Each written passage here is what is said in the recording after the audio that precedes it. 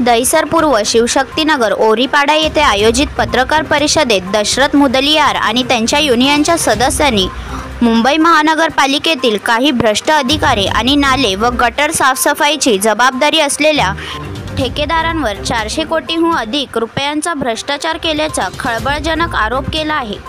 पुढील माहिती आमच्या प्रतिनिधीकडून जाणून घेऊया।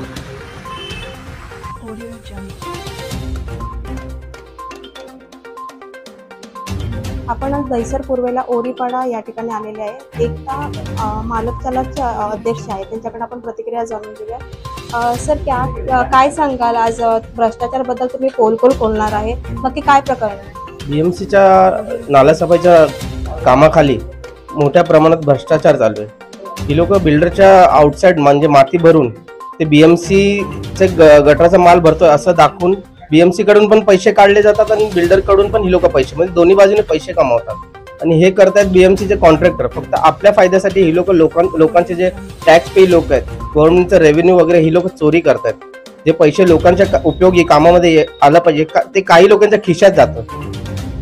नक्की 400 कोटीचा जो प्रकरण आहे, तुम्ही काय सांगाल त्याच्याबद्दल? 400 कोटीचं प्रकरण म्हणजे तेच सांगतो ना मॅम की ते प्रकरण म्हणजे ते काम फक्त चांगलं नालेसफाई व्यवस्थित झालं पाहिजे। मुंबईत जे पाऊस आला तर जे पाणी सर्व साचतो ते सर्व नाही झालं पाहिजे, त्यासाठी गव्हर्नमेंटने हे टेंडर पास केलं, हे पैसे दिले की साफसफाई व्यवस्थित, पण साफसफाई केलं जात नाही आणि चुकीच्या पद्धतीने बिलिंग करून पैसे घेतले जातात। आणि पाणी जेव्हा पाणी साचतो भरतं तेव्हा सामान्य लोकांना त्याचा त्रास आणि सर्व हे भोगावं लागतं।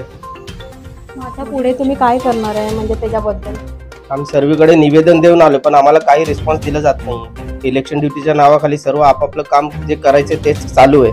आता आमच्या बीएमसीचे डेप्युटी इंजिनियर आचरेकर साहेब, executive engineer NG Patil, assistant engineer Tushar Patil, sub engineer Ramesh Girgaonkar हे साहेब तर खूपच म्हणजे एकदम म्हणजे त्यांना जे करायचं तेच करतात आणि व्यवस्थित ते उत्तर पण देत नाही, म्हणजे ते सरासर मनमानी करतायत।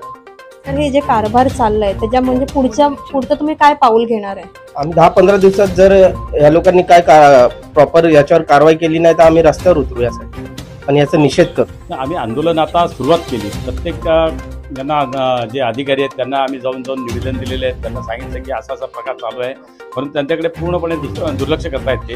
त्याच्यामुळे आम्ही आता 10-15 दिवस आम्ही परत वाट बघणार आहोत, परत आम्ही रिमाइंडर जाणार आहोत, प्रत्येक ठिकाणी जाणार आहोत। नाही तर समजा त्यांनी काही रिस्पॉन्स दिला, ज्या चांगल्या पद्धतीने समजा नाले सफाई गटर सफाई हे जर समजा झाली नाही तर आम्ही त्या मोठ्या प्रमाणात आंदोलन करू, रस्त्यावर उतरू। ये जितना भी अपना मशीनरी जो डंपर चल रहा है तो मशीन में जो ऑपरेटर रहता है तो उसका हेलमेट रहना चाहिए, जूता रहना चाहिए, हाथ में ग्लव्स रहना चाहिए। तो ये सारा सिस्टम उन लोग को देता नहीं है। आज के टाइम में ड्राइवर को भी नहीं देता है, लेकिन उनको ताड़पत्री कंपलसरी डालना है। लेकिन पानी गिरता है उस पर उतर के मतलब कैसा डाल सकता है? हेल्पर हो ड्राइवर हो, उन लोग भी इंसान है। तो उसका माध्यम से भी हम लोगों ने ड्राइवर हेल्पर को भी सुरक्षा मिलना चाहिए, उनका भी सुविधा मिलना चाहिए। करू। व्हिडिओ जर्नलिस्ट संजीव नियोजन, आम्ही मुंबईकर 24 तास मुंबई।